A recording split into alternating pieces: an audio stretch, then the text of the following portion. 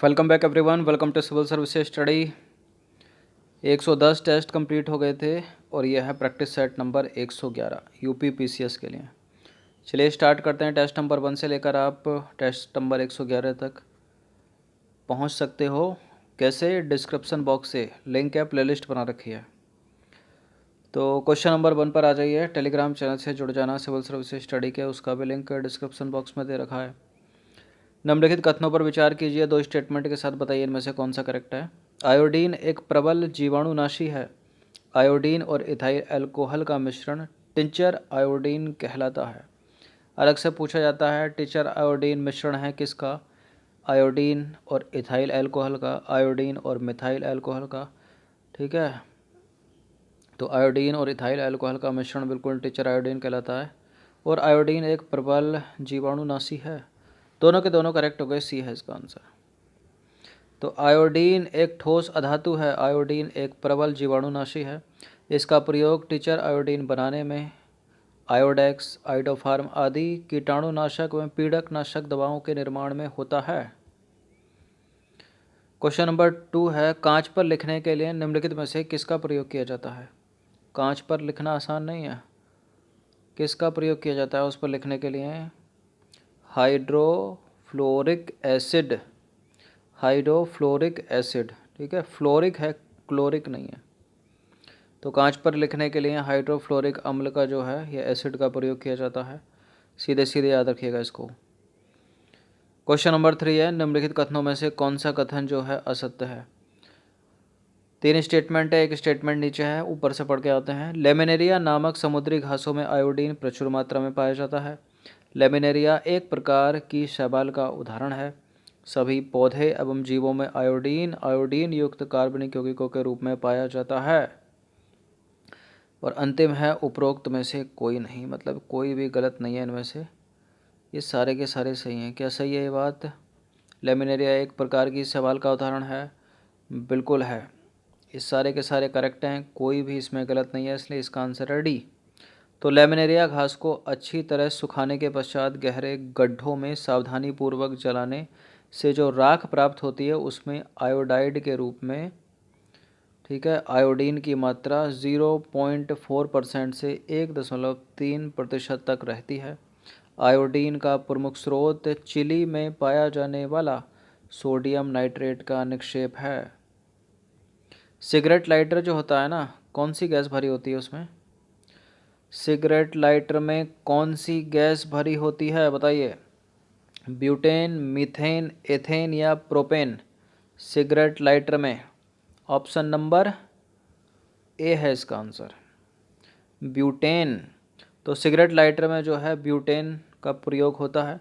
घरों में प्रयुक्त होने वाले सिलेंडरों में ब्यूटेन और प्रोपेन का मिश्रण होता है, जिसे उच्च दाब पर द्रवित करके सिलेंडरों में भर दिया जाता है। क्वेश्चन नंबर 5 है, निम्नलिखित कथनों पर विचार करें। 2 स्टेटमेंट है यहाँ पर और बताना कि आपको कौन सा करेक्ट है। पहला स्टेटमेंट है, कुछ पदार्थ ऐसे होते हैं जिन्हें गर्म करने पर द्रव अवस्था में आने के बदले वो सीधे वाष्प में परिवर्तित हो जाते हैं और इस प्रक्रिया को ऊर्ध्वपातन कहते हैं। सब्लिमेशन बोलते हैं इंग्लिश में इसको। बेंजोइक अम्ल को सब्लिमेशन या ऊर्ध्वपातन के द्वारा शुद्ध किया जा सकता है। सही है ये बात, ठीक है, करेक्ट है बिल्कुल। कपूर भी इसका एक एग्जाम्पल है। दोनों के दोनों करेक्ट हैं, सी है इसका आंसर।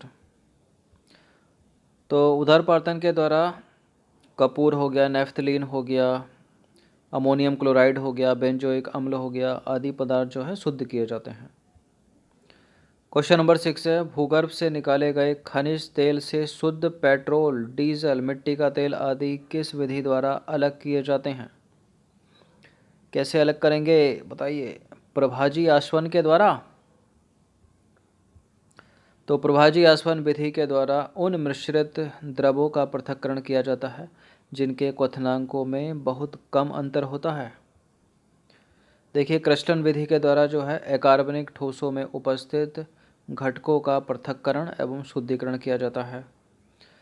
क्वेश्चन नंबर 7 है, निम्नलिखित कथनों पर विचार करना है। पहला स्टेटमेंट क्या है? एक ही तत्व के परमाणु जिनकी परमाणु संख्या समान किंतु द्रव्यमान संख्या भिन्न भिन्न होती है, आइसोबार कहलाते हैं। परमाणु संख्या समान, द्रव्यमान संख्या भिन्न, आइसोबार। वे तत्व जिनकी द्रव्यमान संख्या एक ही हो यानी समान हो किंतु परमाणु संख्या भिन्न भिन्न हो, आइसोटोप कहलाते हैं। ये दोनों के दोनों गलत हैं। करेक्ट कैसे होंगे? करेक्ट होंगे इंटरचेंज करोगे तो, ठीक है।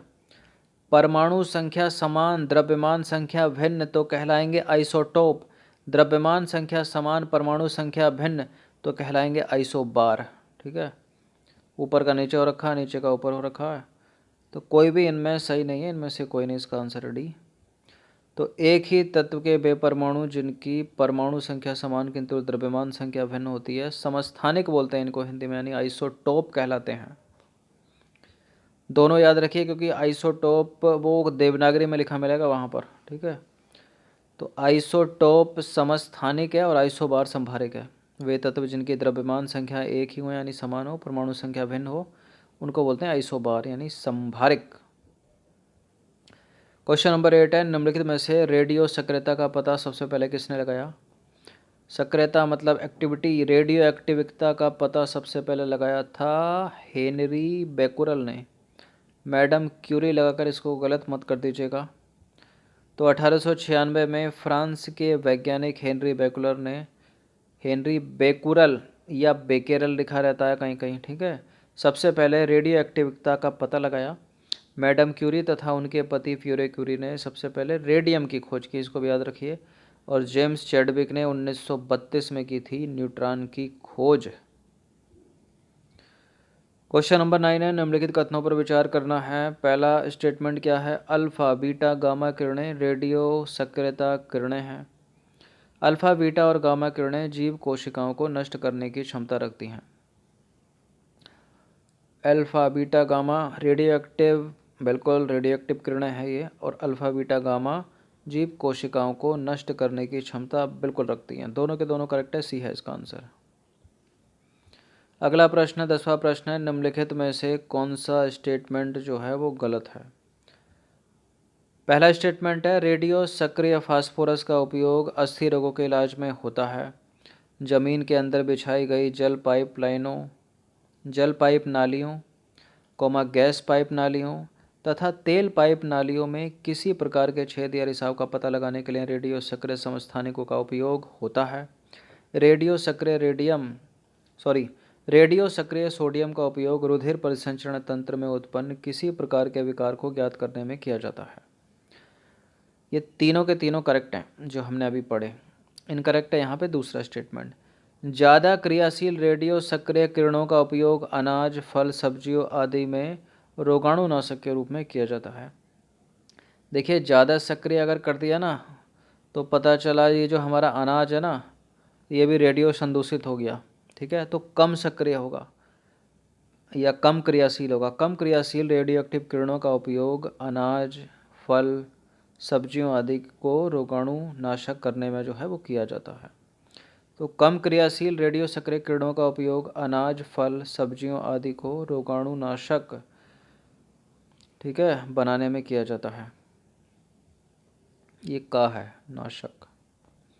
क्वेश्चन नंबर 11 है, निम्नलिखित कथनों पर विचार कीजिए। पहला स्टेटमेंट है, नाभिकीय रिएक्टर में मंदक के रूप में भारी जल तथा ग्रेफाइट का प्रयोग किया जाता है।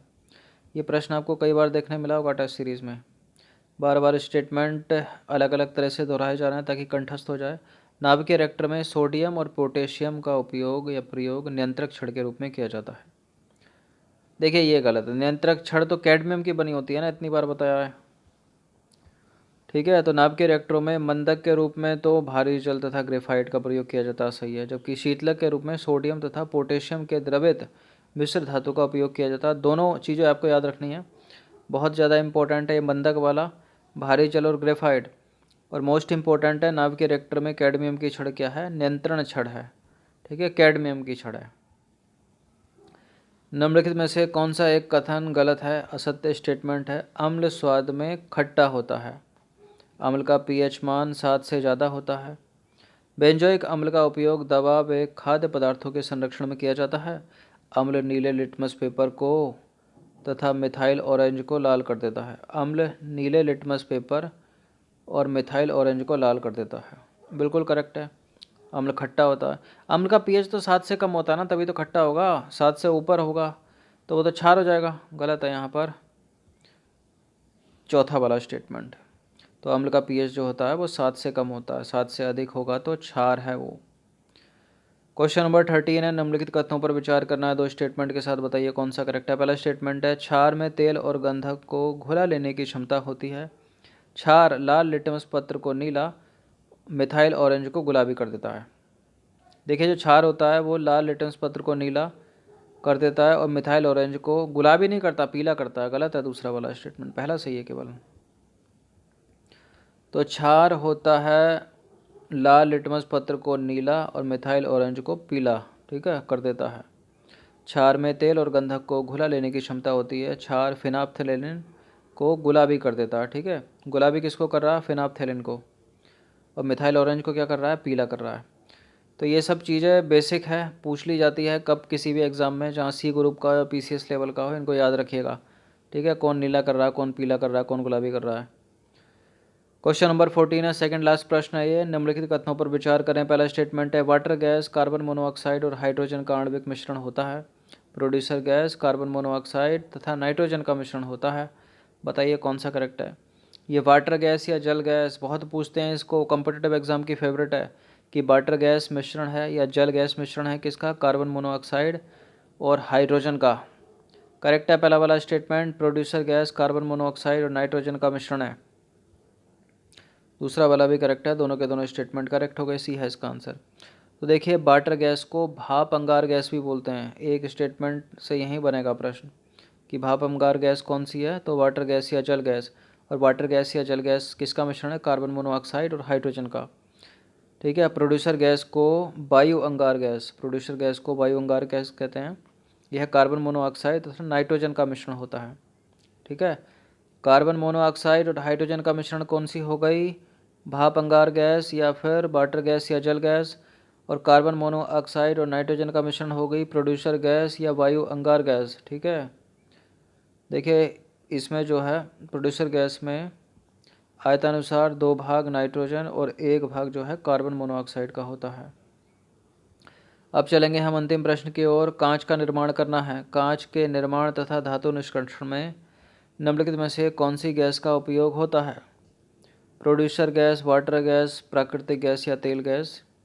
कांच का निर्माण करना है और धातु का निष्कर्षण करना है, निम्नलिखित में से किस गैस का उपयोग होगा? बताइए।